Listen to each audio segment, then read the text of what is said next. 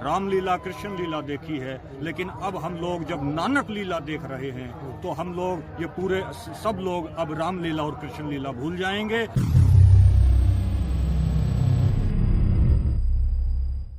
ये वंड के खाने वाले, बांट कर खाने वाले और लूट कर खाने वाले लोगों के बीच में ये संघर्ष चल रहा है। बिल्कुल सही। वाहेगुरु जी का खालसा, वाहेगुरु जी की फतेह। बाबा नानक ने कहा कि नाम जपो, किरत करो और वंड के खाओ। तो ये वंड के खाने वाले लोग हैं और ये जो आज संघर्ष चल रहा है, ये वंड के खाने वाले, बांट कर खाने वाले और लूट कर खाने वाले लोगों के बीच में ये संघर्ष चल रहा है। बिल्कुल सही बात। और यहाँ जो जिस अनुशासन से चल रहा है ये संघर्ष, ये 550 साल की ट्रेनिंग है जी। ये 550 साल की ट्रेनिंग है, जिस ट्रेनिंग को हम लोग यहाँ देख रहे हैं। और हरियाणवी पंजाब के लोग भी जो यहाँ आए हैं इस संघर्ष में जो शामिल हुए हैं और सिखों को देख रहे हैं, वो भी इस चीज से बहुत ज्यादा प्रभावित हुए हैं कि हम लोगों को भी अब सिक्खी में आना चाहिए, क्योंकि सिक्खी एक ऐसा प्लेटफॉर्म है जो पूरी मनुष्यता को एक कर सकता है, पूरी मनुष्यता को एक कर सकता है।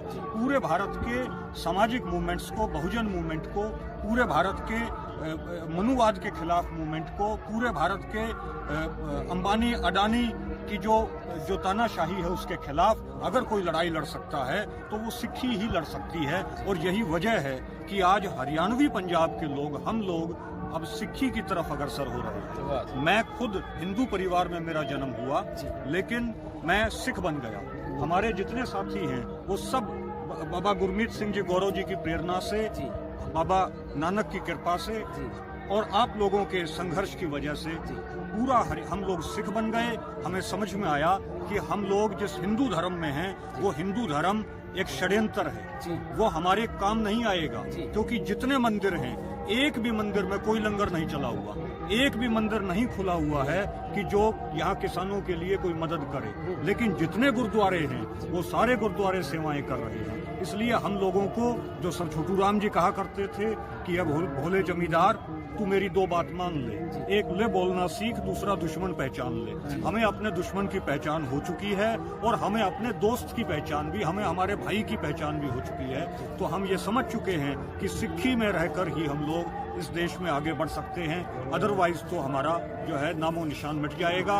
और अल्लामा इकबाल को कोट करते हुए सर छोटू राम जी कहा करते थे कि बका की फिक्र कर नादा, बका माने भविष्य, बका की फिक्र कर नादा, मुसीबत आने वाली है, तेरी बर्बादियों के मशवरे हैं आसमानों में, जरा देख उसको जो कुछ हो रहा है, होने वाला है, धरा क्या है अहदे कोहन की दास्तानों में। अहदे कोहन माने पुरानी बातों में क्या रखा है कि हमारी इतनी हवेलियां हुआ करती थी, या हम इतने अमीर हुआ करते थे, या हम इतने नवाब हुआ करते थे। तो धरा क्या है अहदे कोहन की दास्तानों में, तू लज्जत फरियाद पैदा कर, तू लज्जत फरियाद पैदा कर, खिजर का पंजाब पैदा कर। Lieutenant colonel sir Malik Khizar Hayat Khan Tiwana sahab जो पंजाब के प्राइम मिनिस्टर बने थे यूनियनिस्ट पार्टी से, तो तू खिजर का पंजाब पैदा कर, जमी पर तू हो और तेरी सदा हो आसमानों में, न समझेगा तो लुट जाएगा ए दुनिया के अंदाता, तेरी तो दास्तां तक भी न होगी दास्तानों में, तेरी तो दास्तां तक भी न होगी